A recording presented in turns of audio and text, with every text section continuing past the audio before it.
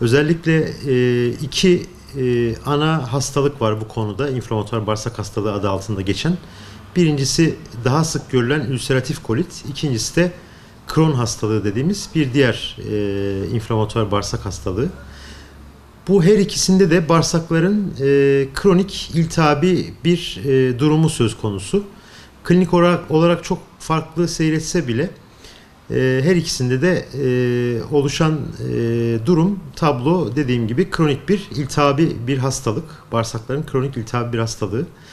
Tabii ülseratif kolit daha sık görülüyor dedik ama ülseratif kolit daha çok kalın bağırsağı etkilerken Crohn hastalığı tam tersine ağızdan anüse kadar dediğimiz, yani kalın bağırsağımızın sonuna kadar bağırsaklarımız etkilenebiliyor. Herhangi bir yere etkilenebiliyor. Ama daha sık ince bağırsakların son kısmı Crohn hastalığında etkilenirken ülseratif kolitte ise kalın bağırsak ve daha çok da yine son kısmı etkileniyor.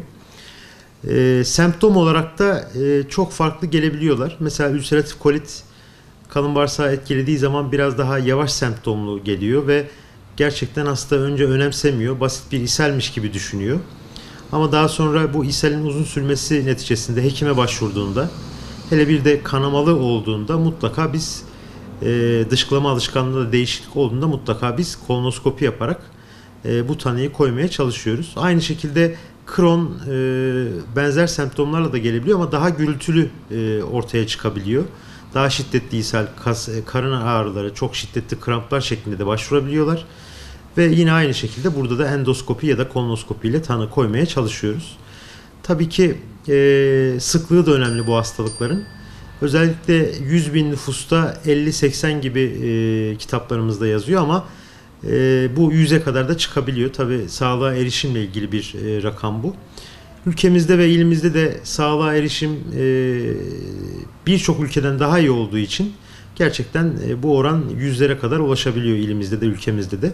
Yani toplam tanısı konulan ve takip edilen her yıl yaklaşık ilimizde 700-800 ortalama inflamatuar bağırsak hastalığı tanısı alan hastamız var.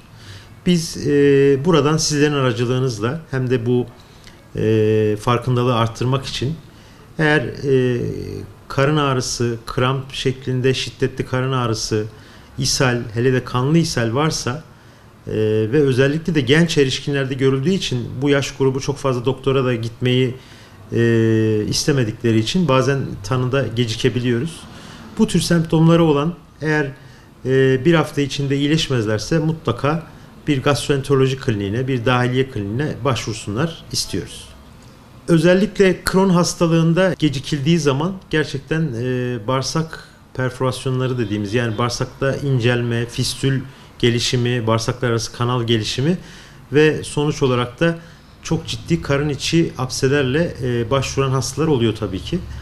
Tabii bundan daha önce başvurmuş oluyor. Dediğim gibi Crohn hastalığı biraz daha gürültülü semptomlarla seyrettiği için daha erken doktora başvuruyor hastalarımız ama ülseratif kolitte daha hafif semptomlar, daha sinsi semptomlar olduğu için en son bize çoğu hastamız gerçekten hem geçmeyen ishal hem de kanamaya bağlı ciddi kansızlık ve buna bağlı halsizlik semptomlarıyla başvurduğunda yaptığımız bir kan sayımıyla kanının düştüğünü gördüğümüzde zaten mutlaka kalın bağırsaklarını ve midesini görmemiz gerekiyor. Hele de erkek hastalarda mutlaka görmemiz gerekiyor.